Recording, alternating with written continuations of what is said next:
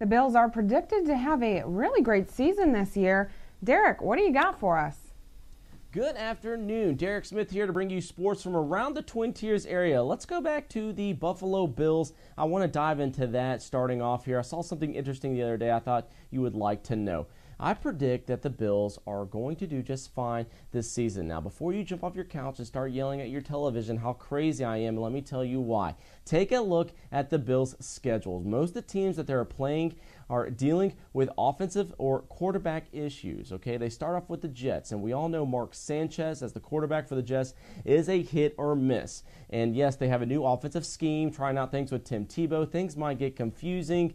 There might be a little mess up here or there from the offense. The Bills could take advantage, and we could get a win out of that. They could screw up, and things could screw up for them. Going on to the Arizona game, Kevin Kolb traded from the Eagles. He appears to be inconsistent at times. That's why the Eagles traded him. So let's expect some mess-ups and screw-ups with them, too. Also, let's expect the Cleveland Browns, Colt McCoy and Brandon Weeden. I've never even heard of Brandon Weeden, but did you watch Colt McCoy last season? Horrible. I think the Bills will definitely take advantage of that. Tennessee Titans, Matt Hasselbeck and Jake Locker kind of had a not-so-well season last year. They're fighting out for quarterback position. What about Miami? Okay, enough said. They struggled all over the place last season. Don't even want to go there. You already know it's going to be a win from Buffalo. Now, the St. Louis Rams might be a little tough, but Sam Bradford still learning how to take his place as quarterback.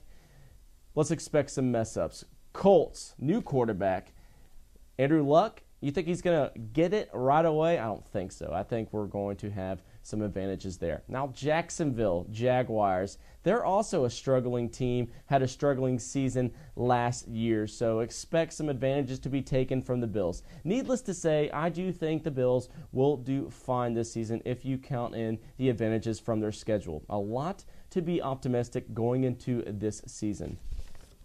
Now, heading right down the street, kind of switching sports topics right now, the St. Bonaventure men's country team, the cross-country team, has been predicted to win 16th in the Atlantic 10 in 2012, according to the preseason voting conducted by league's coaches. Now, St. Bonaventure University returns to the bulk of its runners from last fall. Through the coach of Bob McFarland's roster will still be littered with underclassmen this year. The returning Bonnies runners should benefit from the experience they gained last year, 2011. Each of the 10 athletes who made up the men's team last fall is back in 2012. The 14-man roster features 3 juniors, 7 sophomores, and 4 freshmen.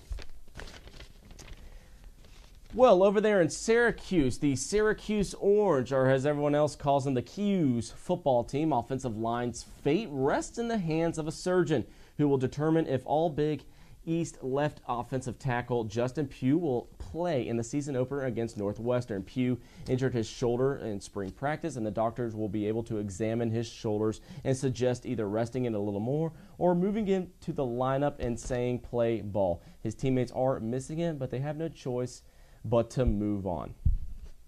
That does it for sports today. Keep it locked in daily on Channel 25 or Channel 15 if you have Time Warner Cable for the latest sports.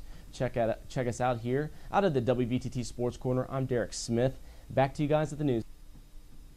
Thanks, Derek. And Jeff, a lot going on this weekend. It's Rally in the Valley as we take a look at our community calendar. Absolutely. It starts this weekend. It's a 4-day motorcycle rally with a lot of the proceeds going to different community charities. And tomorrow, Thursday, is the street dance where it's a family-like atmosphere and we get to dance downtown. So that's right. Lots of fun there on Lawrence Street, right next to the radio studios. That's right. So definitely come on down for that. And if you have any news tips, anything you want to share with us, don't hesitate to email us at news@colonial.cc or write a post on our Facebook or Twitter walls. We'll be happy to hear from you. Jeff? Once we figure out how to say it, yeah.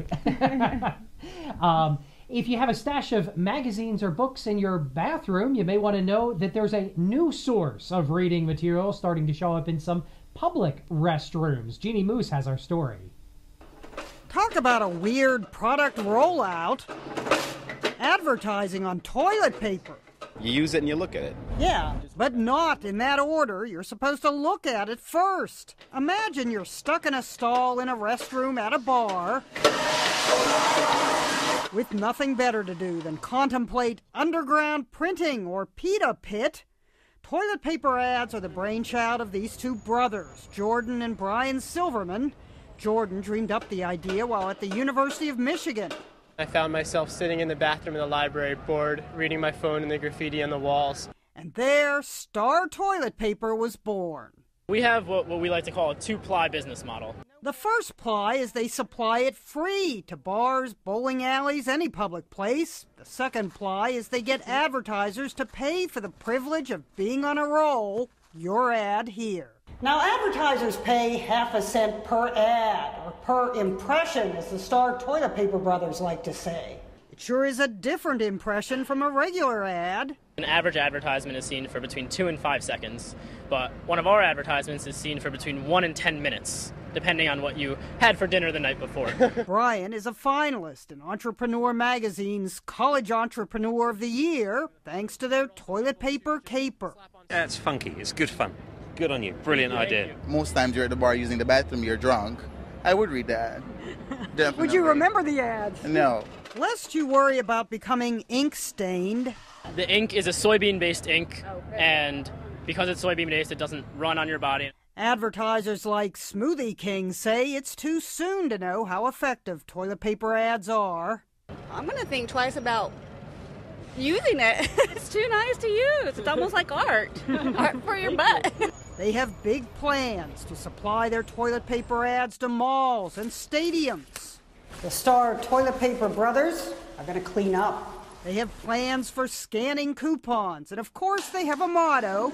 Don't rush, look before you flush. Just be careful you don't become a human billboard.